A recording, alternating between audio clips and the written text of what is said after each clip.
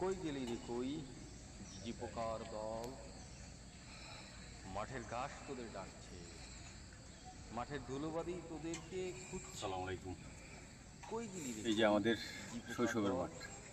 আয় আয় এখানে আয় আমরা ছুটে আয়, শৈশব দল থেকে বেঁধে ছুটে আয়, যৌবনে কাঁধে বেশিরভাগ কাঁধ সময় এখানে মিলিয়ে কাটিয়েছি। আয়, পাড়া প্রতিবেশীকে নিয়ে আয়, মাঠের ধুলোবালু, মাঠের আয়, চারপাশ এখন আমাদেরকে ডাকে, স্মৃতিকে নিয়ে আয়, কিন্তু অতীতকে ভুলে আয়। এখন আগের মতো কোথায় আড্ডা মাঠে দিচ্ছিস, ওভাবে কোথায় ফিরছিস, কোথায় গাইছিস, প্লেয়ার আসে না। কোথায় হয়তোবা সময় পার করছিস। গতকালকে যে পিচের যে তোদের জন্য তো আবরণ, মাঠ হয়তোবা অপেক্ষায় আছে।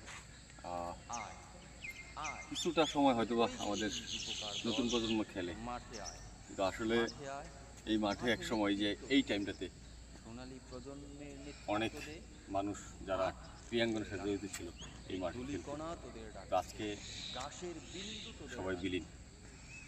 আসলে এটাই আয় সিস্টেম, সোনা, কিন্তু আয় তরুণ সোনা, প্রজন্মের আয় উচিত বাবুরা। মাঠটি ধরে আরে রাখা। কই গেলি রে ঝিঝি মাঠে পোকার দল। যে পরিবেশ রয়েছে চিৎকার দিয়ে প্রতিদিন ওঠ, অন্ততপক্ষে মাঠে আসর গর্জন তো মাগরিব দে, এই সময়টা মাঠে সময় দেওয়া। আম্পায়ারকে আঙুল ইশারা করে চিৎকার দে।